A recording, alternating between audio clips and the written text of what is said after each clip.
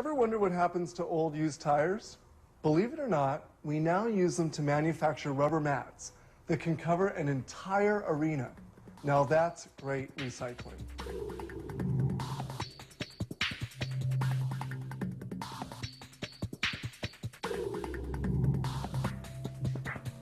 Used tires are a real source of pollution. This pile represents about 100,000 of them. At any rate, these tires will have a second life. They'll be recycled to make rubber mats. Each day in this factory, they recycle 15,000 tires into mats. Tires have to be reduced to little granules, but first, this conveyor feeds the tires into the washer. Tires are washed with a water-based biodegradable preparation. Then they're sent to the shredder. The shredder has 2 rows of large teeth. These grind up the tires into pieces.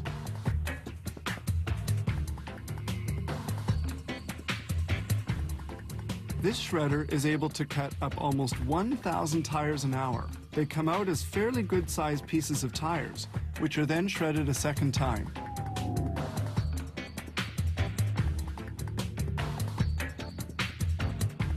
Metal is magnetically separated from the rubber, and the metal pieces are recycled at another factory.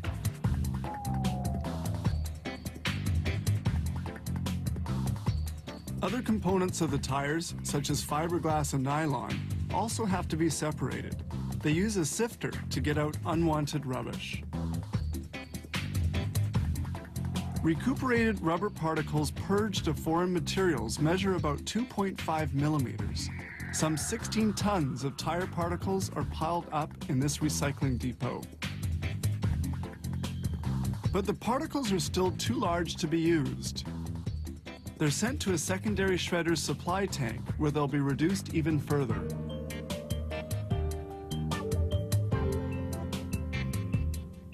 This tractor feeds the secondary shredder. Grinding action produces a kind of rubber powder.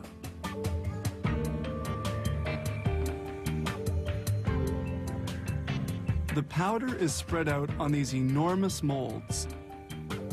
This mold has a length of 7 meters and a width of 1.2 meters. Thickness varies according to the product being made. The molds filled with rubber powder are stored in this loading magazine of the press.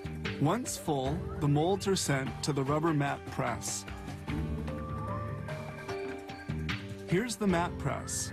The powder has to be cooked at a very high temperature for about 30 minutes. Cooking time depends on the product being made.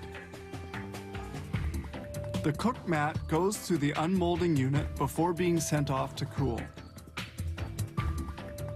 The rubber mats are still extremely hot. They're cooled with jets of water for a period of several minutes.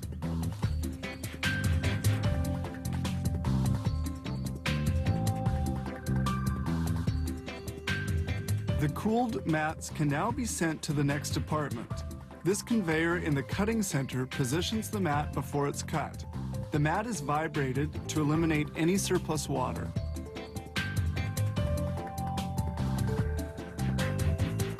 Each rubber mat is now cut up into 3 pieces.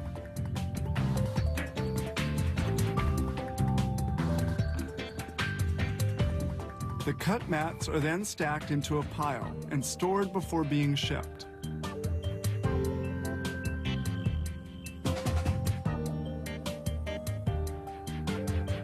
The company also makes mud guards. These are fabricated the same way as the preceding mats. After having been cooled in water, but while they're still warm, they remove the surplus rubber. This operation is called notching.